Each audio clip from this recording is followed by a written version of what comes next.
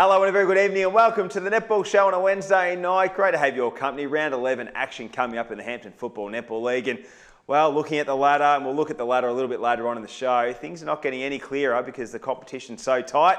Kate Lindsay joins us. And, Kate, I'm just looking at your shirt.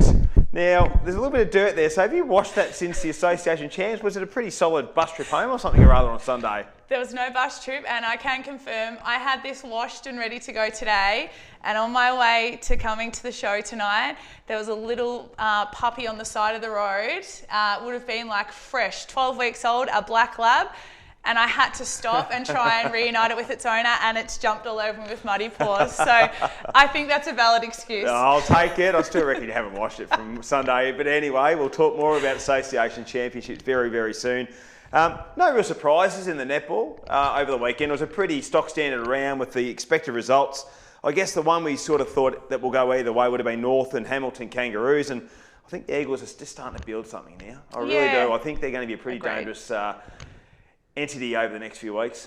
When they're at full strength, they're a really good side, and we'll touch on this in the recap, but Hamilton were a little bit undermanned, which I think probably, maybe was an indicator of the score. However, North have been building to this moment, so I'm not surprised that they were able to take the win. Well, they could look at all the results of round 10 very, very soon. We're going to go to the Zoom and catch up with one of the young guns from the Port Fairy Seagulls in Tilly Barmer. Tilly, thanks for jumping on the Netball Show tonight. Hello, thanks for having me. Really appreciate your time, and currently doing some nannying duties, so we better make the interview nice and short and sharp so the twins aren't causing a havoc. I've chased a dog, Tilly's babysitting. What have you done tonight? I've looked after the kids all day.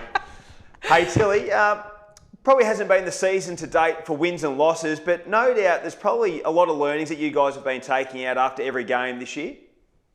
Yeah, so definitely not having as many wins as we would have hoped for, but we've just been capitalising off every game and just working towards making our game a better team game. And it's getting really, really positive, and there's just so much improvement from everyone all over the court. So it's really good to see. That's very pleasing, Tilly, and it was wonderful that you got your first win of the season in the first half of the year, and we hope that you can replicate that in the second half. I'm curious to know, on the weekend you came up against South, which is, the leading team in our comp. How does your side come into that game? What mindset are they in, and what sort of goals are you trying to tick off throughout the game? Yeah, coming into South, we obviously knew that it was going to be a tough one. Like, they're an absolute powerhouse, and all credit to them. Like, they've worked so hard to get to where they are. But going in on Saturday, we just wanted to make sure we kept our heads up and positivity all over the court, and just persisting to try and test them where we could and when we could to just make it a little bit more of an even game. But yeah, the weather was a bit challenging too, so we tried our best. Hey Tilly, you're obviously playing in the defence end of the court. No doubt you're coming up against some quality players each and every week. I think every week the defenders have nearly got the hardest job in the competition because we've got so many great shooters, whether it's goal attack or your goal shooters that are in close. You sort of must just scratch your head thinking, geez, do I ever get a break from playing on some guns? Yeah, look, sometimes it's a bit tough, and I'm only 18, so to come up against some of the best shooters in the league, it's a bit daunting. But sometimes I got a 15-year-old next to me, so my main focus is just making sure that she's supported and that we're both doing our best job. You are so young, and it's incredible to think that you're one of the older players with Port Fairy. I've seen you a couple of times this year, and I think that you have personally taken your game up to a new level. I think that your ability to stay in play more, your footwork looks a bit sharper this year. Have you done anything different in the off-season? Well, thank you so much, first of all. Not really. I've just tried to keep my fitness as best as I can. And coming to and from uni, that was something I really wanted to focus on, making sure that if I wasn't at a training or a boxing session, that I was doing my own exercise and making sure that I was just keeping myself accountable, either if I was there or not. Hey Tilly, obviously with study commitments in Geelong, obviously doing a nursing midwifery course, you can't get back for training Tuesday, Thursday. So what do you, and Tessa Allen's in the same boat as well, she's down in Geelong as well. What do you guys do Do you have a team down there that you go train with on a Tuesday or Thursday night just to make sure that you're keeping those skills nice and sharp? Well, since we're on uni break, I've been able to get down to the trainings, which has been really good. But Tess and I go to the same gym, so we'll be there together. We'll sometimes throw a netball around just to make sure that we're as sharp as possible for Saturday. But yeah, we're there supporting each other, and it's really good to have our company. Hey, big round this weekend against the Warrnambool Blues, and I know that Harrison's got some footage in the background. You guys are going to wear a nice created Indigenous bib by young Amelia Bell, and we'll get that up on the screens very soon. But so much meaning behind it. I really love it. They're going to be absolutely terrific. Look at those. I reckon I'd love to see that more often in the Port Fairy Seagulls colours on a weekly basis. But young Amelia, she's done a great job, and I know, speaking with you off air before, you're pretty proud to wear that. Yeah, I'm so excited to wear it. All the girls are. Amelia's so talented. She's done some work with when we were at high school together at Emmanuel, and it's really special to be able to wear a bib and for the footballers to wear the jersey that she's created. Hey, wish you all the very best of luck this weekend against the Warrnambool Blues. Should be an absolute cracker, and continuing to build on that improvement is going to be the key for you guys, and I think we'll see another win or two before the end of the season. Thanks, Tilly. Yeah, I hope so. Thanks for having me. Tilly Barmer from the Port Fairy Seagulls. They're young, aren't they? I couldn't believe when she said she was 18. Yeah, well, I said to her before off air while we were just waiting for you dog rescuing. I said, working, uni, still at high school. I wasn't sort of sure. And she goes, no, first year of uni. So up in Geelong, doing it with Tessa Allen. They're actually roommates or close by at res at Geelong, so which is great pretty cool. For them to have each other there. And we say this about all of our guests, but it astounds me how well the young players in our league come and talk. Yeah. And, from a player that's been at a club that, hasn't had the smoothest season to date, just her level of positivity just oozes through, and, she'd be a great person to have on your court. Yeah, and I'll take my hat off because, young Tessa and also Tilly travelling down each and every week because they love the Port Fairy Netball Football Club. Is really, you take your hat off to them, so well done and a great guest. Hey, big round of matches coming up this weekend, but let's have a quick look at the results and the highlights of last round. And the first game we're going to look at is the Cobden Bombers and the Saints, and this was a thriller. The Bombers getting up by 3, 44-41, but nearly the game of the round for mine. It was a great game. Croydon led the first up until half time, and then Cobden took control in the second half, but never were able to bridge that. Saints weren't able to bridge that gap. It was a really good game, physical, everything that you would expect from a 2v3, and trying netball conditions. Both goalies for both teams shot incredible given it was blowing a gale. Hey, South Warrnambool took on the Port Fairy Seagulls, and well, the Roosters nearly cracked the ton, 93-14. Holly Phillips, 68 goals. I think Annie Blackburn was 25. Formidable. But as I said to Tilly, obviously they would have taken a few learnings out on just the way that South play.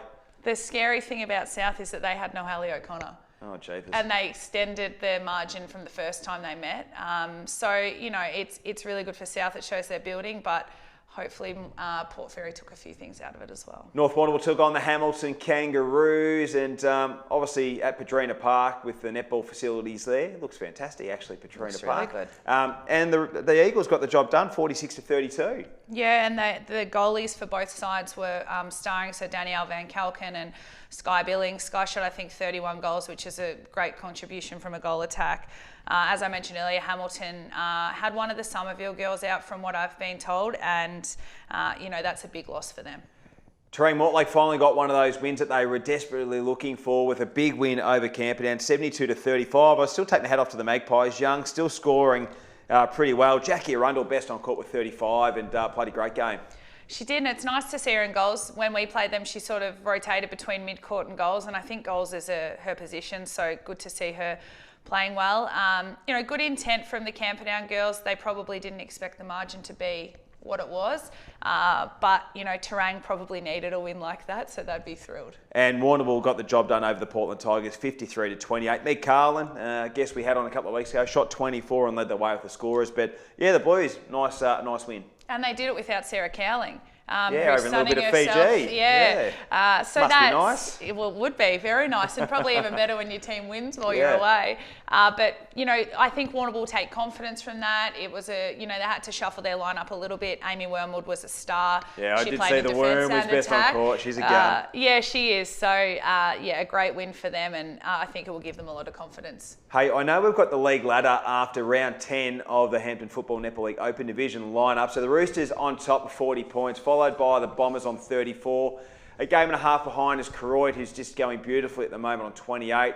Kangaroos on 26, the North on 24. Blues just outside the 5 on 20. Terang Mortlake on 16. And then we've got the Tigers, Magpies and Seagulls on 4 points apiece. Gee whiz, it's still tight. I think, to be honest with you, I think that top 5 could stay that way. But, you know, I wouldn't be surprised if Warrnambool and Terang Mortlake got in there as well. But, you know, obviously, I expect that to stay the way it is. I agree with you. I think the change could be between 4 and 5, who finishes in those positions. I think that given the form of Cobden, South and Koroit, I think they deserve to finish top 3. Yeah. They've had a great start to the season and hopefully they can all maintain it, but there's a bit of room to move in the 4 Hey, 5. the Saints have really impressed me. And I guess too, we saw them lose Meg Carlin, we saw them lose Belle Baker, a couple of nice players. And maybe we thought, maybe they might just go down just a little bit in the pecking order. I still thought they were going to play finals, but they've surprised me and playing a beautiful brand of netball. And probably doesn't come to a surprise of you because you were involved over there, but they're going beautifully at the moment, the Saints. They are, and I think people have said this. Koroit just have a knack of knowing how to win or how to keep games Football close. or netball, it doesn't matter. Yeah, and I think for Koroit, there's been moments where games could have blown out, but they haven't allowed it because they are so driven and so committed to that, and it's been wonderful to see with some off-season changes that they've been able to continue to have a really good season. Yeah, lovely. Hey, how's the journey trying to get Kerry on for a chat? We're getting closer, or? Well, she works Wednesday night. Oh, well, we're going to have to get her to have an RDO one Wednesday night or something or other. We might need to do that, or we'll definitely get Kerry on. Hard to before the crack. end We of the need to season. get her. That's your goal. Obviously, I brought you onto the show to get Kerry Jennings onto the program. All right, I'll do that for you. Hey, love your work. Hey, before we look at this weekend's round 11 matches, big weekend in Melbourne on Sunday. It was the Association Champs or the State Champs. We had a number of teams go down. We might just go through a couple of the photos. So obviously this is the Open Division side, beautiful side. Won 11 out of 12 games, went down in the semi-finals, but gee whiz, what a great performance. It was, and to lose in overtime was tough. We dropped our last game, our 11th game of the day, to Bendigo, who ended up finishing on top, and we finished second. Both Bendigo and Hampton went out in the semi-finals, so it was a playoff for 3 and 4. And it's always disappointing when you've beaten sides in the round robin and they go on to win it. Who won it in the end? The pink team. Yeah, okay. Can't remember. I think they were something started with B. I can't remember. But they were a really good side. We had a close game with them during the day, but Will and I probably said after it, 12 players would have been handy. There's not much rest. It is pretty intense. You get a game off between games, and it's a huge toll on their bodies, both physically and mentally. Well, coming off a Saturday game around of football, netball as well. Yeah, big game for everyone. And, we had Sarah Moroney that got a corky, I think, maybe towards the end of the day, which wasn't great. So it sort of put us down to, 9 for one game. And so there was just little things that, but the girls they were just so wonderful to coach, a great group of girls. They all just love representing their league. I love it. And it was, we're very proud to take them We're away. going to get one in the next couple of years, I reckon. We're close. Obviously a really good effort on the 2 weekend. years in a row we've bowed out in a semi. Yeah, we're close. We're close. Who was the standout in your eyes? Was there a standout for you? There was a... And I go, you rotate through your rotations and so forth because you want to make sure you're managing the girls really well. But was there anyone that really stood out? There were players that probably were forced to play more minutes than anyone that really stood up. Holly Phillips was, she played majority of games, shot a huge volume for us. And the thing that I really liked... Coming off 68 from Saturday. I know, a huge game. And the thing that I really liked about Holly's day was she took the young ones under her wing. So we had Meg Carlin that played in goals with her, and she was able to direct a bit of traffic. Izzy Ray through the mid-court. We talk about Izzy a lot, but wow, she is a workhorse. Underrated. Totally. Yeah. Totally. I think she's nearly one of South's best players. Yeah, I agree. Best on court in the grand final. Yeah, and I think her netball's she stepped it up again this year. She was brilliant. Sarah Moroney was fantastic in defence. And a player that I was really, really impressed with was Millie Jennings. Yeah. She's 17, right? And she's fresh out of under 17s. She's coming up against players that are a lot more experienced than her. And I liked that she was able to seek direction from other players around her, whereas at Croydon, she's probably the one that the young mid-quarters look to. Yeah. Whereas up there, she was able to, be taken under the wing by a lot of players. But everyone played their part. Everyone was wonderful. A great group to coach, and we wish we could have won. Yeah, always. There's always next year, and I'll tell you what, you and Will do a great job with all the girls as well. Let's go through a couple of the other team photos as well. There's the under-17s with Jackie Bowman. They had a great performance as well. Performed really well over the weekend. Then we had the under-15s, and I reckon, is that the great Mari Wall, Stacey O'Sullivan, Jess O'Connor? Yes. Great bunch of girls in that one as well. I think they did pretty well too, didn't they, the 15s? They did. So the 15s lost the semi as well. They had a really good tournament and lost a couple of games by close margins, which it's difficult when that happens because you drop down on the ladder and you put yourself under a little bit more pressure. But they had a really good day. 17s made it to the grand final and went down in a really close game. So a credit to Jackie. She had a wonderful team. That team was just brimming with talent. And then the under-13s, they probably had a tougher day, but there they are. They just improved as the day went on, and we actually got to watch a couple of their games in the afternoon.